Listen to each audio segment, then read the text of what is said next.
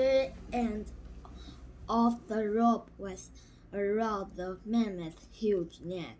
"Lulu pulls us up," said Annie. "Lulu," said Jack. "Do you think she looked like a Lulu?" said Annie. "Oh, brother," said Jack. He went up to the mammoth. "Hey, mammoth start with N," said Annie. "Maybe Lulu's the special thing." "I don't think so," said Jack. The great creature went down just like a circus elephant. "Wow," said Annie. She closed the mammoth's ear to keep from flowing off. The saucer helped Jack climb onto the mammoth. "Thanks," said Jack. Then the saucer reached into a pouch. He pulled out a smooth white bone and handed it to Jack. The bone was hollow. It had 4 holes along one side and 2 on the other. "Oh man, I think it's this flute," said Jack. "The book said may make flute from mammoth bones." Jack turned to give the flute back to the saucer. "Nice," he said proudly, but the saucer held up the head. "He wants you to keep the mammoth bone," said Annie. "Mammoth bone," whispered Jack.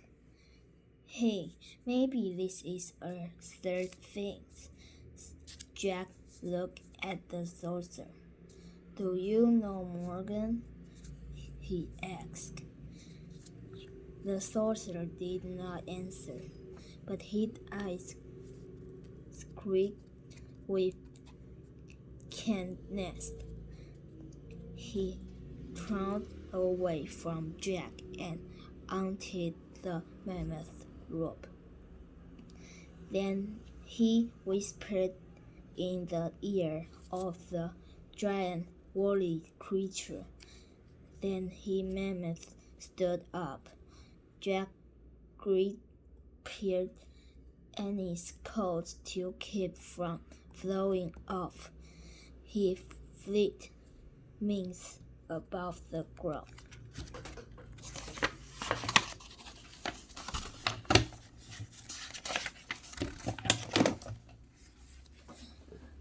He nested behind Annie, in the dip between the mammoth head and huge cat back.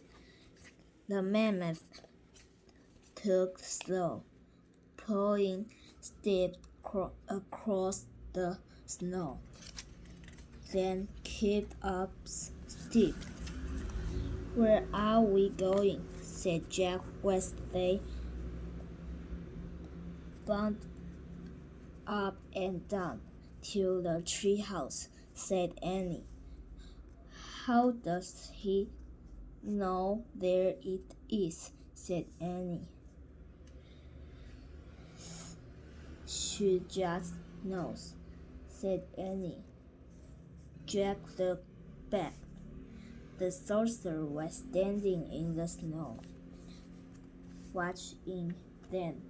But at that moment, the cloud appeared, and the sun came out.